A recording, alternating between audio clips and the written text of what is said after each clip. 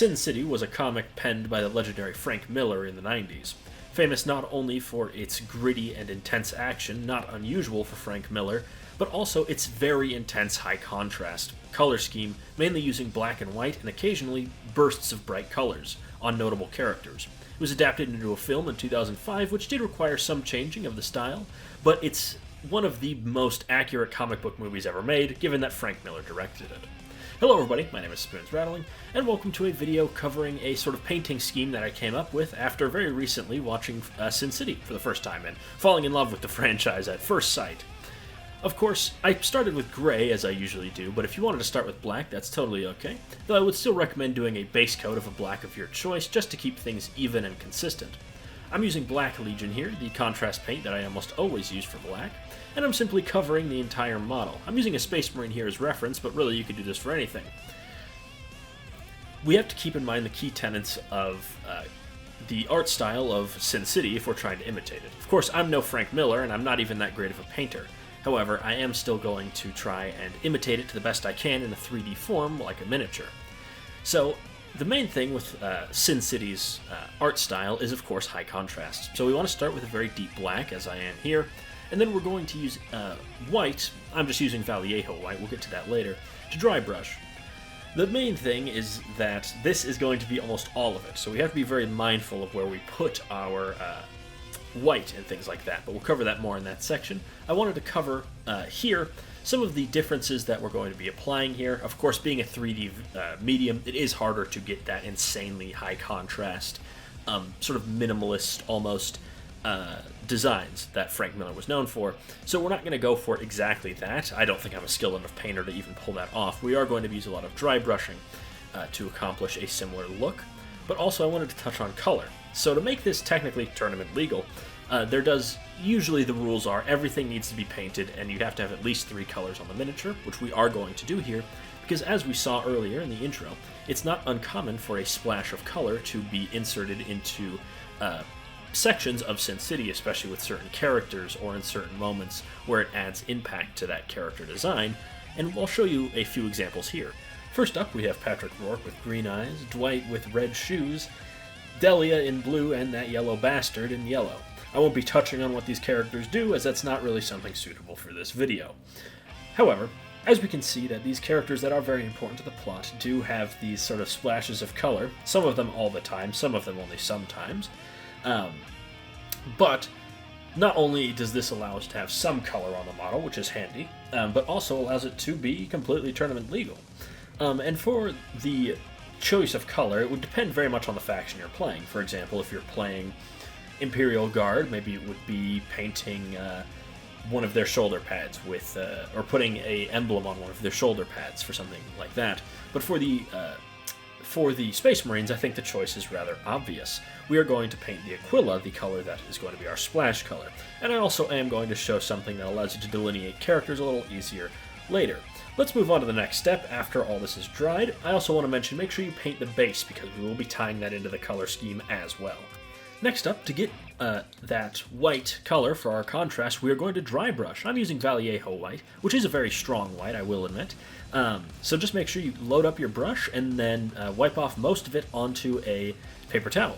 Now, I do believe I did slightly over dry brush at the beginning. However, thankfully it was on the head, which is something we do want to accentuate, mainly because that is usually the place that gets the most details. If we take a look at this picture here of Marv, one of the main characters of Sin City, we can see that his face is highly detailed, but the collar of his cloak or coat is very simple. So we do want to make sure we get all of the details on the face caught with white, and most of the face should be white. For the rest of it, however, make sure you are only using downward motions for the most part. There are parts where you'll have to switch up how you are painting this. For example, if there's a hard to reach area, obviously change your direction.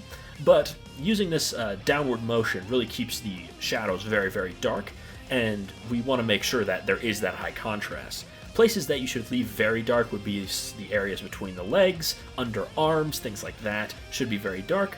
And make sure you do pick out everything on the belt a little bit, just to make sure that every detail is in fact picked out. That is something that some tournament organizers or players will be rather sticklers about. This is fairly easy. and it is just, I mean, almost foolproof. You'll want to hit everything with this. You don't have to hit the Aquila, as we'll be painting that later, but it doesn't hurt if you do, because we'll be using a rather strong paint to fill in our splash color later. If you've never dry brushed before, this is a great way to practice, because it is the most forgiving dry brushing you can do, because it's pretty much the entirety of what we're doing. Of course, next we're going to do is the splash color. I used a brush that was slightly too large and is definitely nearing the end of its life, but just get some Liberator Gold or your gold of choice and paint this over the Aquila. This not only adds in a splash of color, it does add something to the model that makes it seem very imposing. Something about just that slight little bit of color does really add something to it, and helps this color scheme stand out more so on a 3D miniature rather than just on paper or on digital if you are drawing in that way. Of course, I would like to note that I'm not completely happy with how this came out, because I believe I needed a stronger white, or I needed to do a second round of dry brushing. Using something like 1001 to get the white that I'd like is something that would definitely be something to do, or simply just doing another round of dry brushing, more controlled, would definitely be a smart idea. However, with that, we will all now move on to the base, which is also going to be dry brushed. Now, I did go more heavy-handed with this, just to add in some contrast with the base from the rest of the model. This is even easier, because again, you're just dry brushing over whatever texture you put down, or if you're using something like a flat base with like metal texture, then again, you would do the same thing. I also want to note, one thing I forgot to mention in the dry brushing phase, is if there's any details like that purity seal on his calf, make sure you hit that extra hard. Like we saw with Trevor, the guy wearing glasses in the intro, those little details tend to get extra highlight compared to the rest of the more minor details, which would be like his belt and things like that, that don't need quite as much attention, but you'll still want to hit anyways. With that, it's time for us to move on to the next step. Now, this lieutenant is pretty metal, so I figured he would fit quite well for this, and also the blood and everything with the stomped Tyranid gives us an opportunity to add an extra splash of color. Well, not the most uncommon, or rather not the most common thing. Blood is sometimes highlighted in red in specifically the movies more so than the comics. So I wanted to use this to add in an extra bit of color that helps delineate characters while still staying true to the color scheme itself. All the steps before this have been exactly the same. As you can see, the gold on his chest is already there, but we're simply going to use, this is Azerman blue, but you could use whatever color you want, to paint the dripping blood from his knife and all of the chitin on himself and on the stomped Tyranid, but not the rest of the Tyranid's body. This just adds in a fun splash of color. I'm not entirely sure why, but I had to do 2 coats on the arm chitin that he mounted to his armor because it was coming out very green. But for the rest of it, again, just 1 coat of the contrast did the job very well. Try and be nice and neat. We don't want any of this color spilling over, though if you do, just get a brush and quickly wash it away. Load the brush up with water and then just, again, wipe it away. As you can see here, the contrast immediately picks up the highlights that were left behind by the white dry brushing, which just kind of makes it very simple. And then I also added in a little bit of extra detail aside from that. I've painted a little bit of this blue onto the knife buried into the Tyranid's head, not only to help it tie in, but also to make that look not just like the chitin, but the blood. And then I just picked some random spots around his boot that's stepping on the Tyranid, and I just added in some speckles, some large, some small, of the same blue color to make it look like his leg is splattered with this alien blood. This is super simple and very subtle, but again, it just helps characters which you want to be noticeable to stick out a little bit more. Now, this of course works for this model, but if you had, say, a captain, you could pick out his cape with a very bright red or something like that, or bright green or something like that. You could also go for the eyes. If they could be very bright green or something like that, that could also help add to it. But just be consistent with it. I also noticed there is a little dangling gold bit on his belt, so I also painted that gold and painted all the Tyranid chitin in blue, just because that is generally how the color splashes work.